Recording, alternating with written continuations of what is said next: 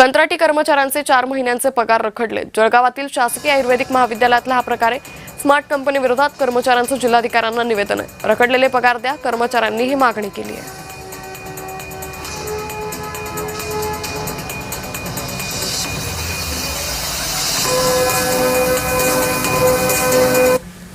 4 महिन्यापासून पगार थांबलेला आहे। तर आमचा अजूनपर्यंत पगार झाला नाही। आम्ही कामगार आयुक्त साहेबांना निवेदन दिलेलं आहे, कलेक्टर साहेबांना निवेदन दिलेलं आहे आणि अजून आम्ही दुसरं स्मरणपत्र देण्यासाठी आलेले आहे। तरी आमच्या मागण्या पुरी होत नाही आहे, कारण आम्ही वारंवार कुठं फिरणार आहे। आज आमच्याकडे पूर्ण बिकट परिस्थिती झालेली आहे, कारण आज शाळा चालून मुलांची शाळा चालू होऊन गेली आहे, तर मुलांना फी भरायची, त्याच्यासाठी पैसे नाही आमच्याकडं। आणि कंपनीला आम्ही पैसे मागतो वारंवार, तर कंपनी म्हणते पैसे भेटणार नाही, तुम्हाला नोव्हेंबरला मिळेल पैसे, नोव्हेंबरला मिळेल पैसे। तर आम्ही नोव्हेंबरपर्यंत काय करणार आहे? दादा, आमचा पगार 4 महिन्यापासून वेळेवर भेटत नाही। अजून वेळेवर त्यांना प्रश्न विचारला, ते म्हणतात नोव्हेंबरमध्ये पगार भेटेन, डिसेंबरमध्ये पगार भेटेन। आम्ही काय करणार?